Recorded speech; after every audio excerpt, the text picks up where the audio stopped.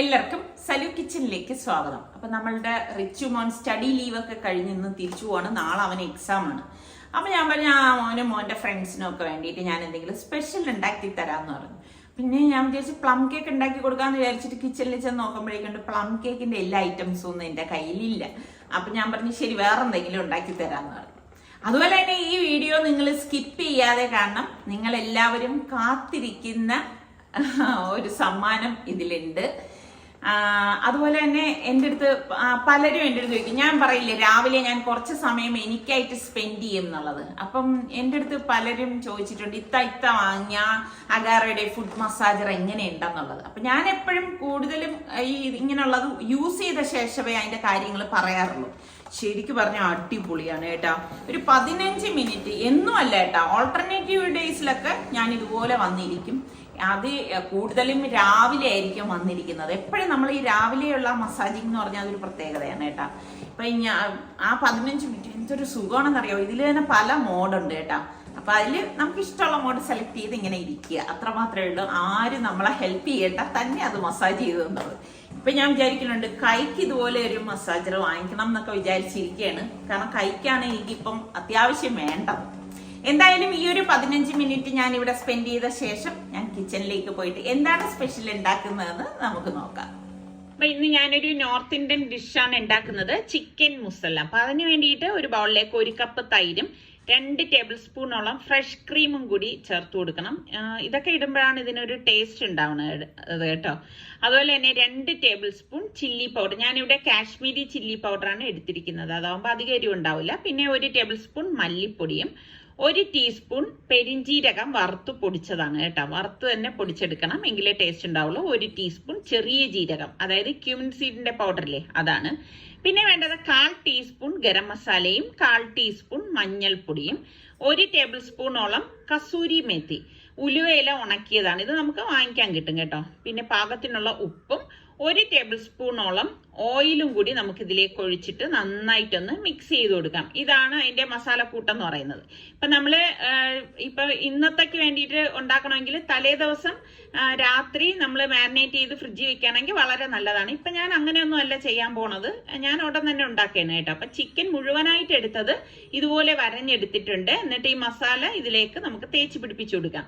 അപ്പൊ നല്ലതുപോലെ വരഞ്ഞെടുക്കണം, എങ്കിൽ മാത്രമേ നമുക്ക് ഈ മസാലയൊക്കെ ഉള്ളിലേക്ക് തേച്ച് പിടിപ്പിക്കാൻ പറ്റത്തുള്ളൂ. അപ്പൊ ഇതുപോലെ ഒന്ന് താഴ്ത്തി വരഞ്ഞു കൊടുത്താൽ മതി, കാരണം ഇത് മുഴുവനെയുള്ള ചിക്കൻ അല്ലേ, അതുകൊണ്ടാണ് നമ്മൾ അങ്ങനെ എടുക്കുന്നത് കേട്ടോ. അപ്പൊ കുറഞ്ഞതൊരു അരമണിക്കൂറെങ്കിലും റെസ്റ്റ് ചെയ്യാൻ വെക്കണം, എങ്കിലേ ഉള്ളിലേക്കൊക്കെ നല്ലതുപോലെ മസാല പിടിച്ചു വരത്തുള്ളൂ. പിന്നെ ഇതിന്റെ ഉൾഭാഗത്തും നമ്മൾ ഈ മസാലയെല്ലാം നല്ലതുപോലെ തേച്ചേക്കണം.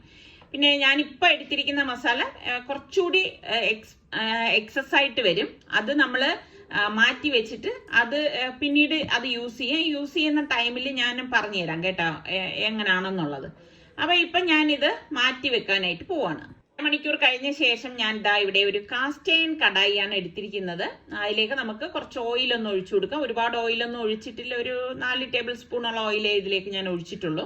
ഇപ്പൊ നമ്മള് മസാല പട്ടി വെച്ചിരിക്കുന്ന ആ ഹോൾ ചിക്കൻ ഇതിലേക്ക് വെച്ചു കൊടുക്കണം. വെച്ചു കൊടുത്തിട്ട് കൈകൊണ്ട് തന്നെ ഇതൊന്ന് 2-3 പ്രാവശ്യം ഇതൊന്ന് തിരിച്ചു കൊടുക്കണം കേട്ടോ. ഇതാണ് എക്സസ് ആയിട്ട് വന്ന മസാല ഞാൻ മാറ്റി വെച്ചിരിക്കുകയാണ്. അപ്പൊ കൈകൊണ്ട് ഉടൻ തന്നെ നമ്മൾ ഇതുപോലെ ഒന്ന് തിരിച്ച് കൊടുക്കണം.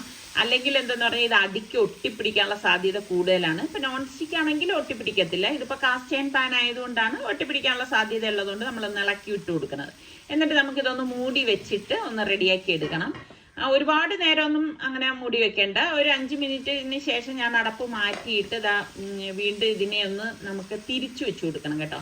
അപ്പം മറു സൈഡും കൂടി ഇതുപോലെ ആവാൻ വേണ്ടിയിട്ട് ഇതുപോലെ ഒന്ന് ഇളക്കി വെക്കണം, അല്ലെങ്കിൽ ഉറപ്പായിട്ട് ഇത് അടുക്കി പിടിക്കും. അതുകൊണ്ടാണ് ഞാനിത് എടുത്തെടുത്ത് പറയണത് കേട്ടോ. എന്നിട്ട് ഇതുപോലെ തിരിച്ചു വെച്ച ശേഷം നമുക്ക് വീണ്ടും ഇത് മൂടി വെച്ചു കൊടുക്കാം.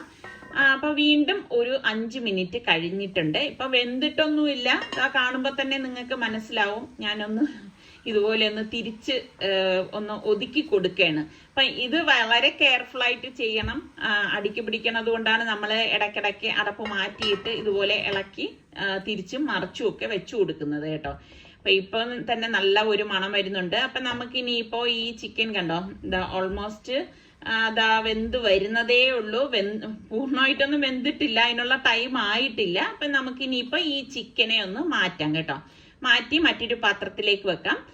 എന്നിട്ട് നമ്മൾ ഈ മസാല മാറ്റത്തില്ല, ആ മസാലയിൽ തന്നെയാണ് ഇനി നമ്മളിത് റെഡിയാക്കി എടുക്കാനായിട്ട് പോകുന്നത്.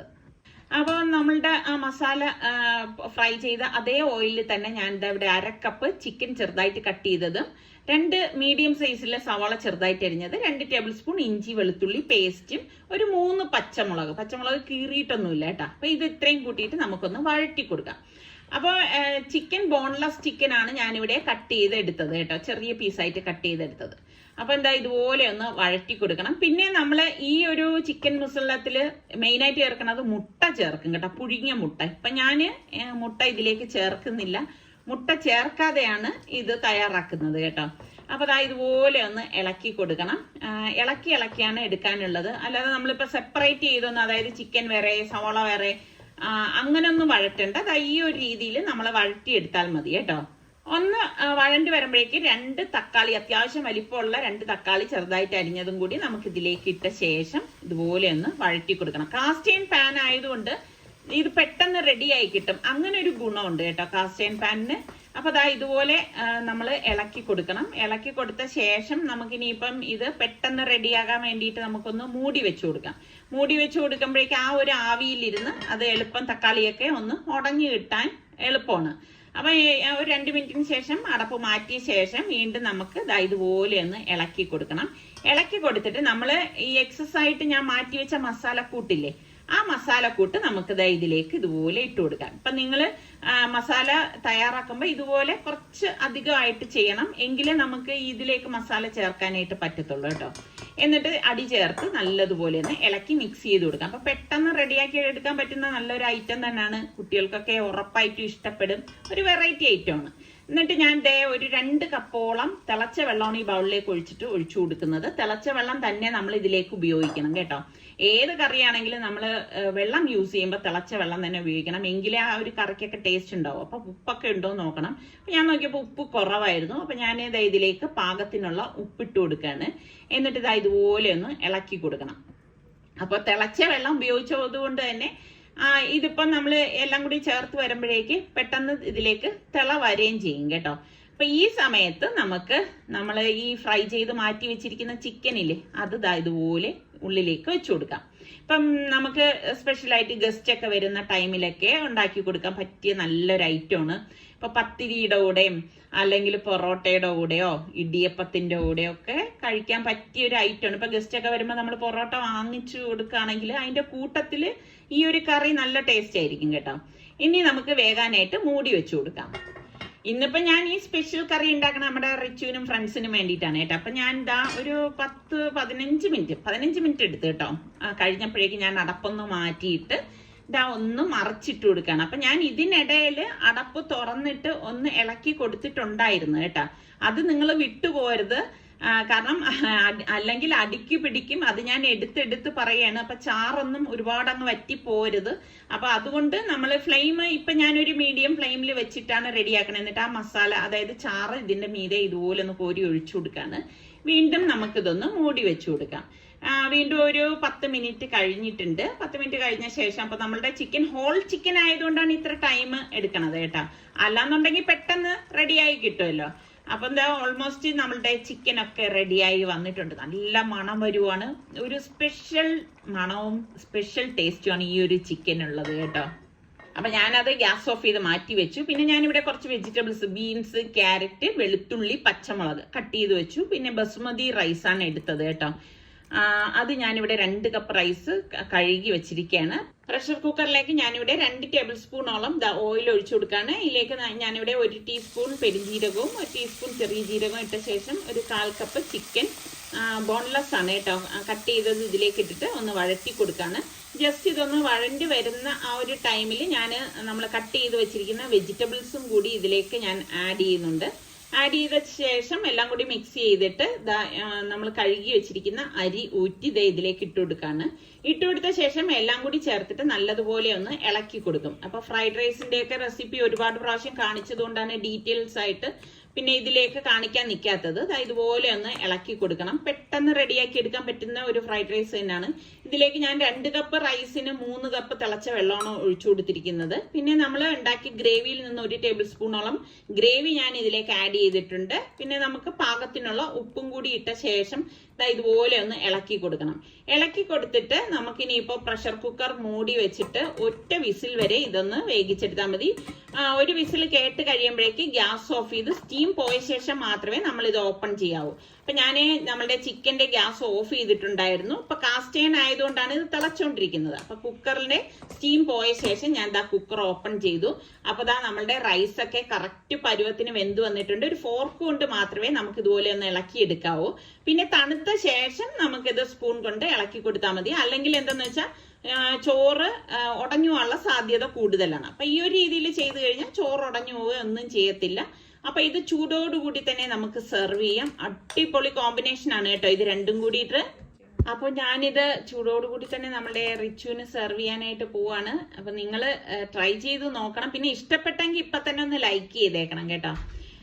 അപ്പൊ ഇത് ഞാൻ നേരത്തെ പറഞ്ഞതുപോലെ കുട്ടികൾക്ക് സ്പെഷ്യൽ ആയിട്ട് ഇഷ്ടപ്പെടുന്ന ഒരു ഐറ്റം തന്നെ ആയിരിക്കും. അപ്പൊ റിച്ചു കഴിക്കാണ്. റിച്ചുവിന് കോളേജിൽ പോകണമെന്ന് പറയുമ്പോഴേക്കും ഭയങ്കര സങ്കടമാണെന്നാണ് എനിക്ക് തോന്നുന്നത് കേട്ടാ.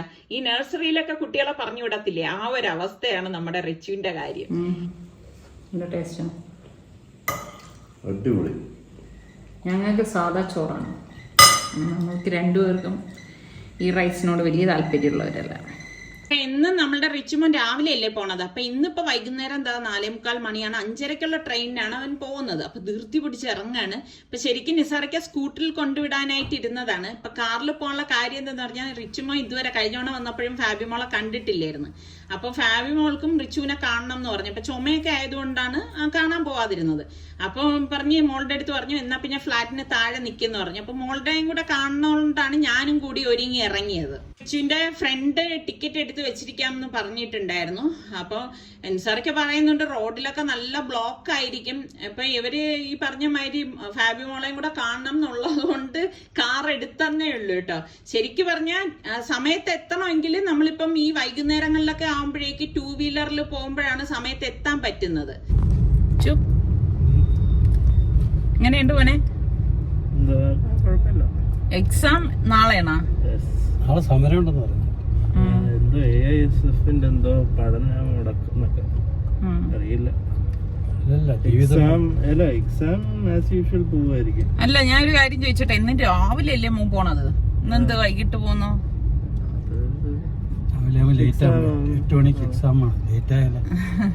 ഇതിനിടയിൽ നമ്മുടെ റിച്ചുവിന്റെ ഫ്രണ്ട് വിളിക്കുന്നുണ്ടായിരുന്നു, എടാ നീ എവിടെ എത്തി എന്നൊക്കെ ചോദിച്ചിട്ട്. അപ്പൊ റിച്ചു പറയണേ, ഡേയ് നീ സീറ്റ് പിടിച്ചു പോയി, ഒരു ബാഗ് വെച്ചിട്ട് സീറ്റ് പിടിച്ചിട്ട് നീ പറ ഞാൻ ടോയ്ലറ്റിലാണെന്ന് പറയുന്നൊക്കെ ഇവിടെ നിന്ന് പറയുന്ന കേൾക്കണേ. എനിക്ക് ചിരി വരുന്നുണ്ട് ഈ പിള്ളേരുടെ ഓരോരോ കോമാളിത്തരങ്ങള്.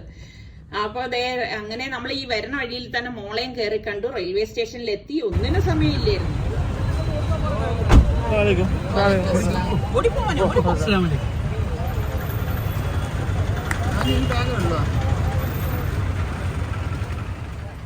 എന്തായാലും കറക്റ്റ് ടൈമിന് തന്നെ അവൻ എത്തി. ഞങ്ങൾ വന്നോണ്ടിരിക്കുമ്പോ തന്നെ അവൻ മെസ്സേജ് അയച്ചു ട്രെയിനിലേക്ക് കയറി എന്നുള്ളത്. എപ്പോഴും ഞാൻ പറയും ട്രെയിൻ പോയാലും വേണ്ടൂല മോനെ, അതിന്റെ പുറകെ ഓടരുതെന്ന് പറഞ്ഞു വിടും. അപ്പൊ എന്തായാലും അവൻ പോയി കഴിഞ്ഞപ്പോഴേക്ക് ഭയങ്കര ഒരു മൂകത കേട്ടോ. കാര്യം ഭയങ്കര ഒരു വിഷമം.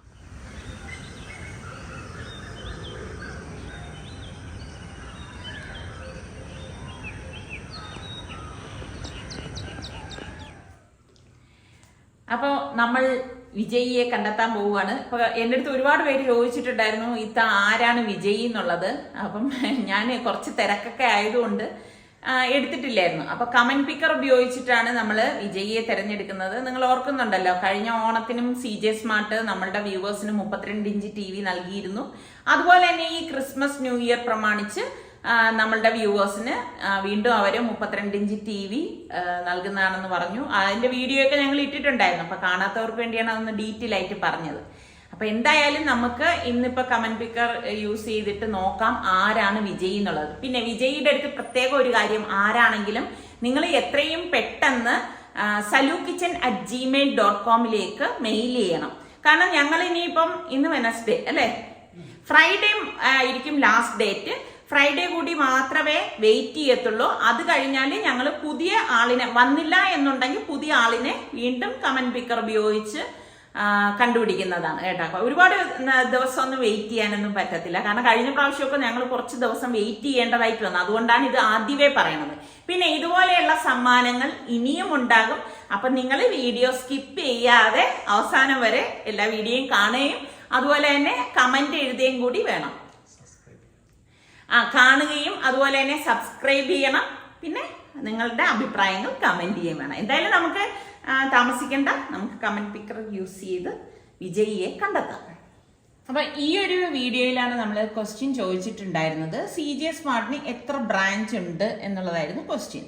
അപ്പൊ അതിന്റെ ശരിയായ ഉത്തരം എന്ന് പറയുന്നത് സലു kitchen space #CJ smart space 6 ഇതായിരുന്നു ശരിയായ ഉത്തരം. അപ്പൊ നമുക്ക് നോക്കാം ആരാണ് വിജയി എന്നുള്ളത്. ഇതാ കമന്റ് പിക്കർ യൂസ് ചെയ്തിട്ടാണ് ലിങ്ക് ഒന്ന് കോപ്പി ചെയ്ത് എന്നിട്ട് കമന്റ് പിക്കർ നമുക്ക് എടുക്കാം. ഒരുപാട് പേര് റോങ് ആയിട്ടൊക്കെ ഉത്തരം എഴുതിയിരിക്കുന്ന കമന്റ്സിലൂടെ വായിക്കുമ്പോൾ എനിക്ക് ഭയങ്കര വിഷമം തോന്നി കേട്ടാ.